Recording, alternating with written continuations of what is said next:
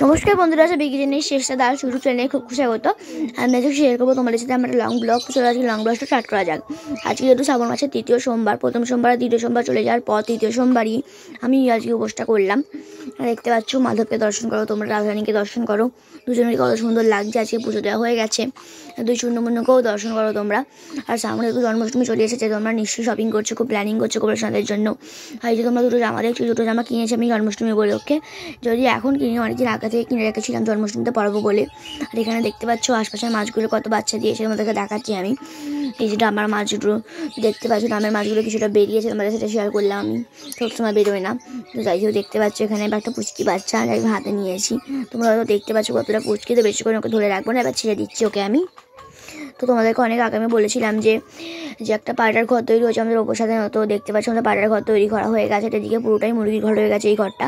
আর আশপাশে প্রচণ্ড রোদ, কি বলবো তোমাদেরকে। চলো এবার দেখাচ্ছি তোমাদেরকে যে শিব মন্দিরটাতে আমরা পুজো দিতে যাবো। তো আমাদের ছাদ দেখে দেখা যায় এই যে শিব মন্দিরটা, এই শিব মন্দিরটাতে আমরা পুজো দিতে যাবো। তো চলে এবার নিচে চলে যাই আমি, কারণ যা গরম কি বলবো, রোদে ছাদে রোদ।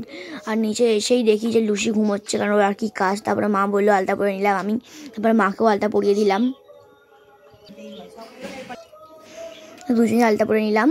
এবার দেখি যে মা কি জোগাড় করলো। এখানে মা পুজোর জোগাড় করে নিয়েছে, তোমরা দেখতে পাচ্ছ। আর এদিকে মা রান্না করছে। আজকে রান্নাতে হয়েছে হলো লুচি আলুর দম, যেহেতু আজকে পুজো হবে সেই জন্য আর ভাত করবে না মা, সেটা লুচি আলুর দমই রান্না হয়েছে। এবার আমি ওপরে যাচ্ছি রেডি হতে। চলো রেডি হয়ে তোমাদের সাথে দেখা হচ্ছে। তো আমি রেডি হয়ে নিয়েছি, তোমরা দেখতে পাচ্ছ হলো মাঝে ফাইনাল লুক। এবার যাবো আমরা পুজো দিতে, চলো। এবার দেখতে পাচ্ছ আমার মা পুজোর জিনিসপত্র নিয়ে যাচ্ছে পুজো দিতে। তো এখানে দেখতে পাচ্ছ বাবার মাথায় জল ঢেলে নেবো আমি আর মা আগে আছে, তোমরা পুরো পুজোটা দেখো আস্তে আস্তে। এবার আমি জল ঢেলে নিলাম বাবার মাথায়।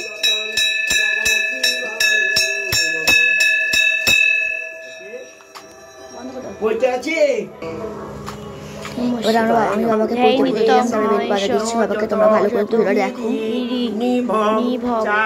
চারুচন্দ্র পতংশ রত্নপরায় বাবা গর্গেশ্বরায় বাবা বিশ্বেশ্বরায়। আর সত্যি কথা বলতে বাবার আশপাশে যতগুলো বইটা ঘুরছিল আমার প্রচন্ড ভয় পাচ্ছিল যে বইটা না কামড়ে দেয় একটা। কিন্তু যেহেতু বাবার কাছে আজ একটা বইটা পুরো হাতে বসে পড়ছে, তবু একটা বইটা কিন্তু কামড়ায়নি। এবার বাবাকে আমরা একটু মিষ্টি দিয়ে দিয়েছি, সন্দেশ। তারপর বাবাকে ধূপবাতি দেখিয়ে নিলাম।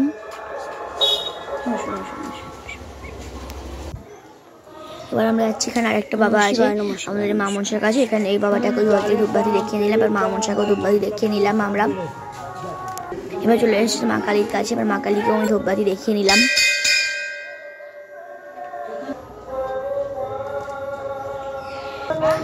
এবার চলে এলাম বাড়ি এসে বাবাকেও একটু জল দিয়েছিলাম, ঠাকুর তোলায় আছে যে বাবা আমাদের। তারপর চলে এলাম ঠাকুর ঘরে, এখানে মা বাবাকে জল দিচ্ছে। ঠাকুর ঘরে এসে আমিও দিয়ে দিলাম বাবাকে জল। মা বাবাকে ধূপবাতি দিচ্ছে, তোমরা দেখো পুরো ধূপবাতি দেওয়াটা।